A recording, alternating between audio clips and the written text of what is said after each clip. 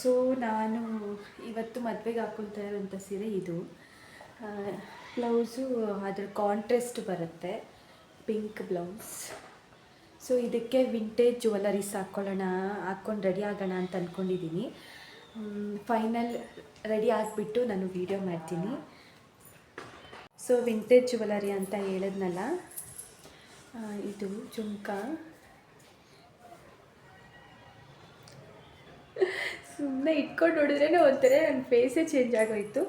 So ಇದ್ರ ಜೊತೆಗೆ China ಪದಕ, ಈ ಥರ ವಿಂಟೇಜ್. ನನಗೆ ನಾನು ಯಾವಾಗೂ ಹೇಳೋ ಥರ ನನಗೆ ಹಳ್ಳಿ ಶೈಲಿ ಆ ಥರ ಮೇಕಪ್ ಆಗೋದು ಮತ್ತು ಆ ಥರ ಇರೋದಂದರೆ ಸಿಕ್ಕಾಪಟ್ಟೆ ಇಷ್ಟ. ಸೊ ಇವತ್ತು ಕಂಪ್ಲೀಟಾಗಿ ವಿಂಟೇಜ್ ಸ್ಟೈಲಲ್ಲಿ ಮೇಕಪ್ ಮಾಡ್ಕೊಳ್ಳೋಣ ಅಂತ ಅಂದ್ಕೊಂಡಿದ್ದೀನಿ. ಸೊ ಮದುವೆ ಮುಗಿಸ್ಕೊಂಡು ರಂಜಿತ್ ಅತ್ತೆ ಇವರು, ಅಂದರೆ ಅವರ ಮಾವನ ಹೆಂಡತಿ ಮತ್ತು ಅವ್ರ ಮಗಳು ಈ ಕಡೆ ಇರೋದು. ನಾನು ತೋರಿಸ್ತೀನಿ ಇರಿ ಒಂದು ನಿಮಿಷ. ಇವ್ರನ್ನ ಕರ್ಕೊಂಡು ಬಂದು ಮನೆ ಹತ್ರ ಬಿಡೋಣ ಅಂತ ಹೇಳಿ ಬಂದಿದ್ದು. ಇವಳು ಚುಮ್ಮಿ ಅಂತ ಹೇಳ್ಬಿಟ್ಟು, ಇವಳಿಗೆ 3 ತಿಂಗಳಿದ್ದಾಗ ರಂಜಿತ್ ನೋಡಿದ್ದಂತೆ. ಬಟ್ ಇವಾಗ ಅವಳು 2nd ಇಯರ್ ಡಿಗ್ರಿ ಏನೋ ಓದ್ತಿದ್ದಾಳೆ, ಅಂದರೆ ಮೆಡಿಕಲ್ ಓದ್ತಿರೋದು. ನನಗಂತೂ ಎಷ್ಟು ಖುಷಿ ಆಯಿತು ಗೊತ್ತಾ ಅವಳನ್ನ ನೋಡಿ. ಇದೆ ಅವ್ರ ಅತ್ತೆ, ತುಂಬ ಒಳ್ಳೆ ಆಂಟಿ ಕೂಡ ಇವರು. ಮತ್ತು ಇವಳನ್ನ ನೋಡ್ಬಿಟ್ಟಂತೂ ನನಗೆ ಎಷ್ಟು ಖುಷಿ ಆಯಿತು, ಅಷ್ಟೇ ಬೇಜಾರು ಕೂಡ ಆಯಿತು. ಯಾಕಂದರೆ ಇವಳು 3 ತಿಂಗಳಿದ್ದಾಗೆ ಅವರಪ್ಪ ತೀರೋಗಿರೋದು. ಅವ್ರು ನೋಡಿದರೆ ಎಷ್ಟು ಖುಷಿ ಪಟ್ಟಿರೋರು. ಎಷ್ಟು ಹೆಣ್ಮಕ್ಳು ಬೆಳೆದಾಗ ಅವರ ಈ ಥರ ಎಲ್ಲ ಮೇಕಪ್ ಆದಾಗ ನೋಡೋದೇ ಒಂಥರ ಖುಷಿ ಅಲ್ವಾ. ಹಂಗಾಗಿ ನಾನು ಫಸ್ಟ್ ಟೈಮ್ ಅವಳನ್ನ ನೋಡಿದ್ದು. ಅದನ್ನು ಮುಗಿಸ್ಕೊಂಡು ಮೂವಿಗೆ ಹೋಗೋಣ ಅಂತ ಹೇಳಿ ಪ್ಲ್ಯಾನ್ ಮಾಡಿದ್ವಿ. ಸೊ ಅವ್ರನ್ನಲ್ಲಿ ಬಿಟ್ಟು ಇವತ್ತು ಮೂವಿಗೆ ಹೋಗ್ತಾ ಇರೋದು ಎಷ್ಟು ದಿನದಿಂದ ಕೇಳ್ತಾ ಇದ್ದೆ. ಇವತ್ತು ಕರ್ಕೊಂಡು ಹೋಗ್ತಿರೋದು ರಂಜಿತ್ತು. ಮದುವೆಗೆ ಹೋಗಿದ್ವಲ್ಲ, ಸೊ ಅದೇ ಏರಿಯಾನೇ ಅಲ್ವಾ, ಹಾಗೆ ಮುಗಿಸ್ಕೊಂಡು ಹೋಗೋಣ ಅಂತ ಅಂದ್ಕೊಂಡು ಹೋಗ್ತಾ ಇದ್ದೀವಿ. ಸಖತ್ ಖುಷಿ ಆಗ್ತಿದೆ ಹೋಗ್ತಾ ಇರೋದು ನನಗೆ. ಕೆಲವೊಂದು ಮೂವಿಗಳಿಗೆ ಮಾತ್ರ ನಾನು ಹಠ ಮಾಡೋದು, ಈ ಥರ ಮೂವಿ ಕರ್ಕೊಂಡೋಗಿ ಅಂತ. ಬಟ್ ಮೂವಿ ಕರ್ಕೊಂಡೋಗಿ ಅಂತ ಕೇಳೋದು ನಾನು ತುಂಬ ಅಪರೂಪ. ಮಾ ಇಂಟಿ ಬಂಗಾರಮ್ಗೆ ಹೋಗ್ತಾ ಇರೋದು, ಸಮಂತ ಮೂವಿ, ಸ್ಯಾಮ್ ಮೂವಿಗೆ. ಸಖತ್ ಖುಷಿ ಆಗ್ತಿದೆ. ಆ ಮೂವಿನ ಥಿಯೇಟ್ರಲ್ಲಿ ನೋಡ್ತಾ ಇರೋದು. ಥಿಯೇಟ್ರಲ್ಲಿ ನೋಡೋಕ್ಕೆ ಸಖತ್ ಖುಷಿ ಆಗ್ತಿದೆ. ಸೊ ಅದು ರಿಲೀಸ್ ಆದಾಗಿಂದನೂ ಹಠ ಮಾಡ್ಕೊಂಡೇ ಇದ್ದೆ, ನನಗೆ ಆ ಮೂವಿ ಕರ್ಕೊಂಡು ಹೋಗು ಅಂತ ಹೇಳಿ. ಫೈನಲಿ ಹೋಗ್ತಾ ಇದ್ದೀವಿ. ಒಂಥರ ಸಿಕ್ಕಾಪಟ್ಟೆ ಖುಷಿ ಆಗ್ತಿದೆ ನನಗೆ. ಸೊ ಫೈನಲಿ ಮಾ ಇಂಟಿ ಬಂಗಾರ ಮೂವಿ ನೋಡೋಕ್ಕೆ ಬಂದ್ವಿ ನಾವು. ಸಖತ್ ಖುಷಿ ಆಗ್ತಿದೆ ನನಗಂತೂ. ಸ್ಯಾಮ್ ಮೂವಿನ ಅದು ಈ ಥರದೊಂದು ಮೂವಿ ನೋಡಬೇಕು ಅಂತ ಅಂದ್ಕೊಂಡಿದ್ದೆ. ಬಟ್ ಸಖತ್ ಖುಷಿ ಆಗ್ತಿದೆ, ಇಲ್ಲಿ ಬಂದಿದ್ದೀವಿ.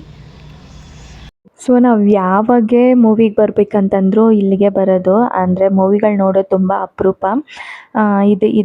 ಇದನ್ನು ನೋಡಬೇಕಂತ ಹೇಳಿದ್ನಲ್ಲ, ಹಂಗಾಗಿ ಅದೇ ಆನ್ ದ ವೇ ಇದ್ವಿ. ರಂಜಿತ್ ಕೂಡ ಯಾವುದಾದ್ರೂ ಹೊಸ ಮೂವಿ, ಚೆನ್ನಾಗಿರೋ ಮೂವಿ ಬಂದರೆ ಹೋಗೋಣ ಅಂತ ಹೇಳುತ್ತೆ. ನನಗೆ ಅಷ್ಟೆಲ್ಲ ಇಂಟ್ರೆಸ್ಟ್ ಇರೋಲ್ಲ. ನನಗೆ ಸ್ಯಾಮ್ ಮೂವಿಗಳಂದರೆ ಸಖತ್ ಇಷ್ಟ. ಸ್ಯಾಮ್ ಅಂದರೂ ಸಿಕ್ಕಾಪಟ್ಟೆ ಇಷ್ಟ. ಅದು ಫಸ್ಟಿಂದನೂ ಅವರು ಫೇಮಸ್ ಆದಮೇಲೆಯಿಂದ ನಾನು ಅವ್ರನ್ನ ಇಷ್ಟಪಟ್ಟಿಲ್ಲ. ಅವ್ರನ್ನ ನೋಡಿದ್ದು ನಾನು ಫಸ್ಟ್ ಮೂವಿನಲ್ಲೇ. ಬಟ್ ಆ ಮೂವಿಲೇ ನಾನು ಸಿಕ್ಕಾಪಟ್ಟೆ ಇಷ್ಟಪಟ್ಬಿಟ್ಟೆ.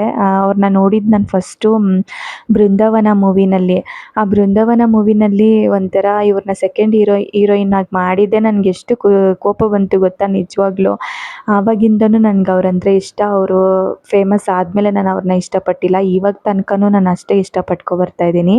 ಅದೇನೋ ಗೊತ್ತಿಲ್ಲ, ನನಗೆ ಒಂಥರ ಸ್ಯಾಮ್ ಅಂದರೆ ಸಿಕ್ಕಾಪಟ್ಟೆ ಇಷ್ಟ. ಸ್ಯಾಮು ಮತ್ತು ತ್ರಿಷಾ. ಸರಿ ಅಂತ ಹೇಳಿ ಒಳಗಡೆ ಬಂದ್ವಿ. ಇಲ್ಲಿ ಬಂದಮೇಲೆ ಚಿಟ್ಟುನ ಇಲ್ಲಿದ್ದಾರಲ್ಲ ಈ ಹುಡುಗಿ ತೊಗೊಂಡು ಎಷ್ಟೋ ದಿನದ ಪರಿಚಯ ಥರ. ಅವಳನ್ನ ನೋಡಿದ ತಕ್ಷಣ ಮೇ ಬಿ ಎಲ್ಲ ಮಕ್ಕಳಂದರೆ ಆ ಹುಡುಗಿಗೆ ಇಷ್ಟ ಅಂತ ಅನ್ಕೋತೀನಿ.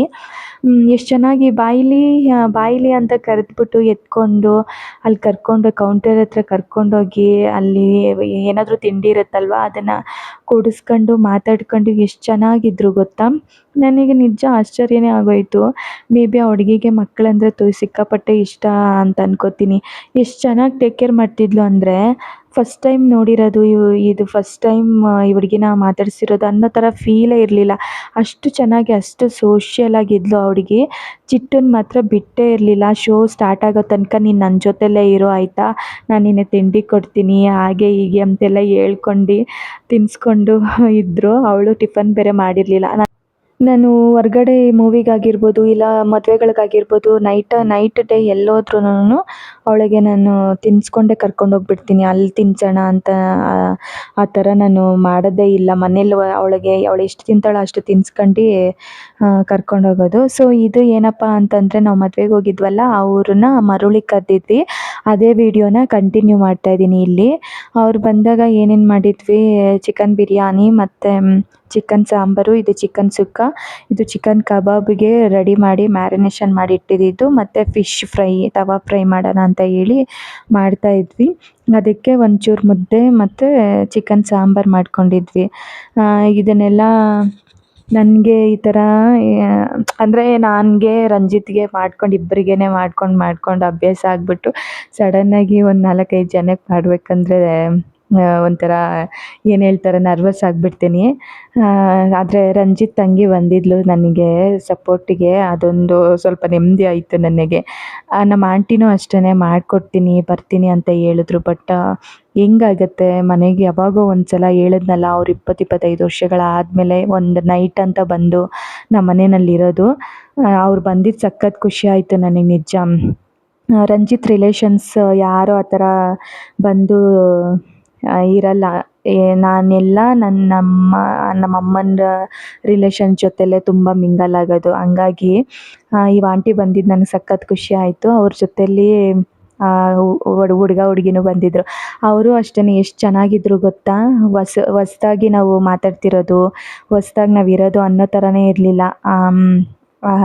ಅವ್ರ ಹತ್ರನೂ ಮಾತಾಡ್ಕೊಂಡು ಚೆನ್ನಾಗಿ ಆ ಹುಡುಗಿ ಅಂತೂ ಈ ಫಸ್ಟ್ ಟೈಮ್ ನೋಡಿರೋದು ನಾನು. ಅಂಥದ್ದು ಎಷ್ಟು ಚೆನ್ನಾಗಿ ಮಾತಾಡಿಕೊಂಡು ಅಕ್ಕ ಹಾಗೆ ಅಕ್ಕ ಹೀಗೆ ಅಕ್ಕ ಅಂತ ಮಾತಾಡ್ಕೊಂಡು ಸಖತ್ತು ಖುಷಿಯಾಗಿದ್ದರು. ನನಗೆ ಈ ಥರ ಮಾಡಿ ಬಡಿಸೋದಂದರೆ ಸಿಕ್ಕಾಪಟ್ಟೆ ಇಷ್ಟ. ಆದರೆ ಕಷ್ಟ ಇರುತ್ತೆ, ಆದರೆ ಇಷ್ಟ. ಸೊ ಬಡಿಸ್ತಾ ಇದ್ವಿ. ಅವನು ಮದುವೆ ಹುಡುಗ ಬಚ್ಚಿಟ್ಕೊಂಡ್ಬಿಟ್ಟ. ಸೊ ಅವರೆಲ್ಲ ತಿಂದು ಹೊರಟ್ರು. ಇದಕ್ಕೆ ನಾನು ಬಿದ್ದಿದ್ದ ಪಾತ್ರೆಗಳು ತೊಳ್ಕೊತಾನೆ ಇದ್ದೆ. ಆದ್ರೂ ಇಷ್ಟು ಮೆಸ್ಸಿ ಆಗಿಬಿಟ್ಟಿತ್ತು, ಸಿಕ್ಕಾಪಟ್ಟೆ ಮೆಸ್ಸಿ ಆಗಿಬಿಟ್ಟಿತ್ತು. ಹೆಂಗೆ ಕ್ಲೀನ್ ಮಾಡೋದು ಏನು ಅಂತ.